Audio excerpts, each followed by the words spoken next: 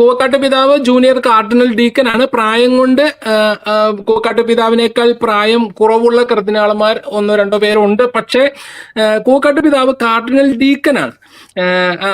അതിനാൽ തന്നെ കർദിനാളന്മാരിൽ മൂന്ന് കാറ്റഗറിയാണ് കാർഡിനൽസ് ഉള്ളത്. ഒന്ന് cardinal bishops, cardinal priest, cardinal deacon.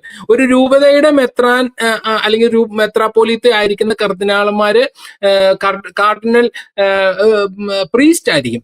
Koovakad പിതാവ് വത്തിക്കാനിലെ ചില നയതന്ത്രപരമായ കാര്യങ്ങളും അതുപോലെ ഒരു ഡിക്കാസ്ട്രിയുടെ ഹെഡുമാണ്, ഏറ്റവും ജൂനിയർ ആണ്. അതിനാൽ തന്നെ അദ്ദേഹത്തിന്റെ റാങ്ക് എന്ന് പറയുന്നത് കാർഡിനൽ ഡീക്കൻ ആണ്.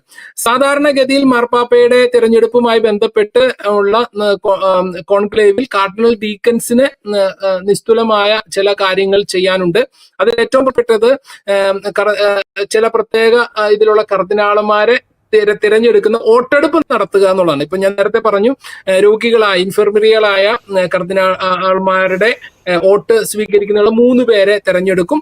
അതോടൊപ്പം അതുപോലെ തന്നെ ഇത് സൂക്ഷ്മ പരിശോധന നടത്തുക, അങ്ങനെ ചില കർദിനാളന്മാരെ, അതായത് വോട്ടുകൾ സൂക്ഷ്മ പരിശോധന നടത്തുക, അങ്ങനെയൊക്കെയുള്ള ചില കർദിനാൾമാരെ വോട്ടെടുപ്പ് അതെല്ലാം നറുക്കെടുപ്പിലൂടെയാണ് ഈ കർദിനാൾമാർ ആരൊക്കെയെന്ന് തീരുമാനിക്കുക. ആ നറുക്കെടുക്കുന്നത് ജൂനിയർ കാർഡിനൽ ഡീക്കനാണ്. അതോടൊപ്പം അദ്ദേഹത്തിന്റെ മറ്റൊരു പ്രധാനപ്പെട്ടതാണ് സിസ്റ്റൈൻ ചാപ്പലിന്റെ വാതിൽ തുറക്കുന്നതും അടയ്ക്കുന്നതുമായി ബന്ധപ്പെട്ട അതിന്റെ നിയന്ത്രണം ഇദ്ദേഹത്തിന്റെ കയ്യിലായിരിക്കും. ഇദ്ദേഹത്തിന് അനുവാദം ഇല്ലാതെ വാതിൽ തുറക്കാൻ പറ്റില്ല. മാത്രമല്ല ഈ മാസ്റ്റർ ഓഫ് ദി സെറിമണി വാതിൽ അടയ്ക്കുന്നത് ഇദ്ദേഹത്തിന്റെ നിർദ്ദേശപ്രകാരമായിരിക്കും.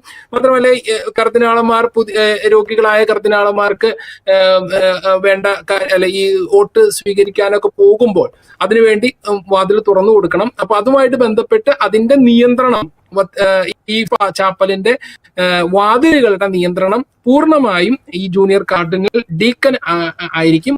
അതുപോലെ തന്നെ നമുക്കറിയാം, വെളുത്ത പുക കറുത്ത പുക വരുന്നത് അത് അവര് എഴുതിയ ബാലറ്റ്, അതുപോലെ അതിന്റെ സ്ക്രൂട്ടിനി ഷീറ്റും കത്തിക്കുന്നതാണ്.